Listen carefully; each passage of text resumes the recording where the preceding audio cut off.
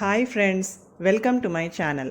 ఇప్పుడు నేను చదివి వినిపించబోయే చందమామ కథ పేరు తెలివైన సన్యాసి.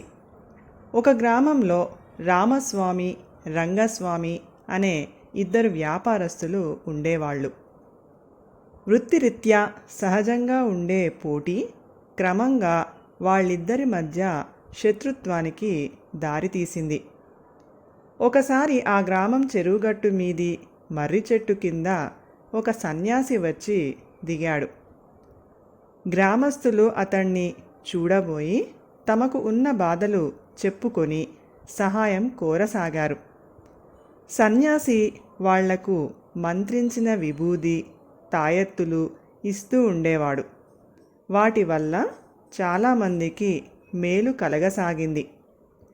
ఒకనాటి సాయంత్రం వేళ రామస్వామి సన్యాసిని చూడబోయాడు. నాయనా, నీకున్న బాధలు ఏమిటి? శారీరక బాధలా, గ్రహ బాధలా అని అడిగాడు సన్యాసి. స్వామి, అలాంటి బాధలేం నాకు లేవు. ఒక దుర్మార్గుడు నాకు మనశ్శాంతి లేకుండా చేస్తున్నాడు. వాడు రంగస్వామి అనేవాడు. దుర్మార్గుల్ని నష్టపడేలా చేయటం అన్యాయం కాదు కదా అన్నాడు రామస్వామి. సన్యాసికి అతడి మాటలు ఏవీ అర్థం కాక, ఆ చెప్పదలిచింది ఏమిటో సూటిగా చెప్పు నాయనా, నీ రహస్యం నేను ఎక్కడా బయట పెట్టనులే అన్నాడు. ఈ గ్రామంలో రంగస్వామి అనే వ్యాపారి ఒకడు ఉన్నాడు. వాడు పరమ దుష్టుడు. వాడు బాగా నష్టపడేటట్టుగా నాకు తమరు ఒక మంత్రం ఉపదేశించండి అన్నాడు. సన్యాసి ఒక క్షణం నివ్వెరపడి, నువ్వు అంతగా కోరరాని కోరిక కోరుతున్నావు. అయినా అవతలివాడు దుష్టుడు అని చెబుతున్నావు కనుక పర్వాలేదు.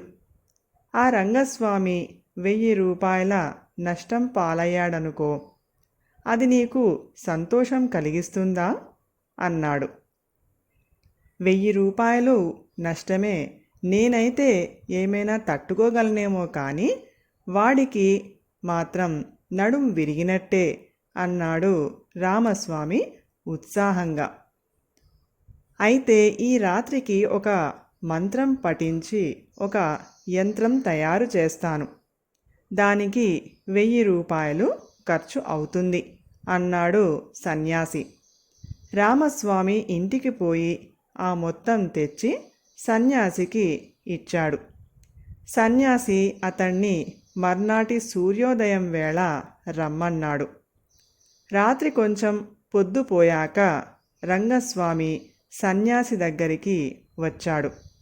అతడు తన తోటి వ్యాపారి రామస్వామి ఎలాంటి దుర్మార్గుడో సన్యాసికి చెప్పి అతన్ని నష్టపరిచేందుకు ఏదైనా మంత్రం ఉపదేశించమన్నాడు.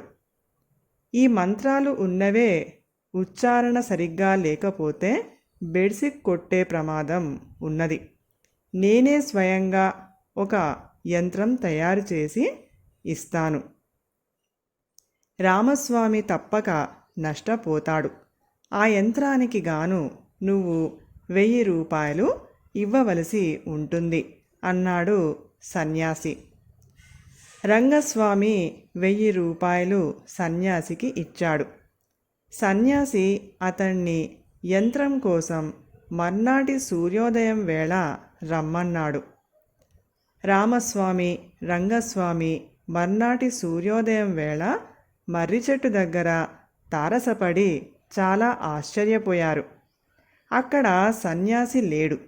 చెట్టు బోదెకు ఒక కాగితం వేళ్లాడుతుంది. అందులో ఇలా రాసి ఉన్నది: నేను మరొక ప్రాంతం పోతున్నాను. ఒకరినొకరు నష్టపరుచుకోవాలన్న మీ ఇద్దరి కోరిక నెరవేరిన కనుక ఇక నేను ఇచ్చే యంత్రంతో అవసరం ఉండదు అని రాసి ఉంది. కథ సమాప్తం.